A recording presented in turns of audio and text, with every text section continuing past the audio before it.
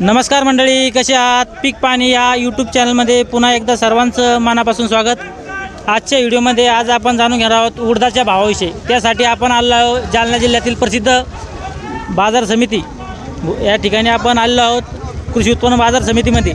या ठिकाणी उडदाची पीठ झाली आहे नुकतीच व आपण शेतकऱ्याद्वारे जाणून घेऊया की त्यांच्या उडदाला काय भाव लागला व पुढं जे आडत दुकानदार आहे त्यांच्याकडून बी आपण जाणून घेऊया की उडदाला काय भाव लागला। उडदाची आवक कधीपासून सुरुवात झाली मार्केटला? उडदाची आवक एक 8-15 दिवसापासून नेमकी सुरुवात झालेली आहे। आज आमच्या इथं प्रतवारी करून 3 वर्गामध्ये उडद विकला। कमीत कमी आमच्या इथे 6,911 रुपये विकला आणि मीडियम माल 7,751 रुपये विकला आणि वरमध्ये सर्वात जास्त 8,399 रुपये विकला। शेतकऱ्यामध्ये समाधानाचं वातावरण आहे भाव बघून। आणि जालना कृषी उत्पन्न बाजार समितीचे जे वैशिष्ट्य आहे की इथे माल विकणारे वेगळे आणि घेणारे खरेदीदार वेगळे असल्यामुळे स्पर्धात्मक वातावरण आहे।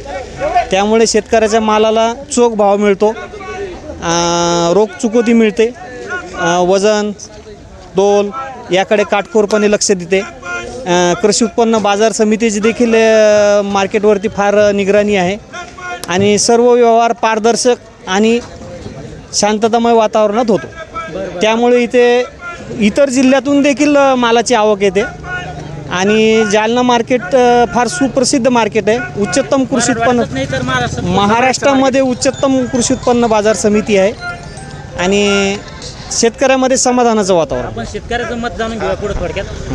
इथे आपलं संपूर्ण नाव सांगावं, आपण कोणत्या गावाचे तेवढं?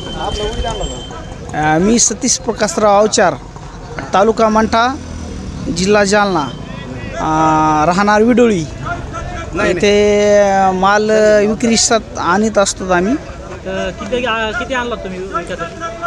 आज आणला नाही पण मार्केटचा भाव पाहण्यासाठी मुद्दाम आलो उडीद आणि मुगाचा।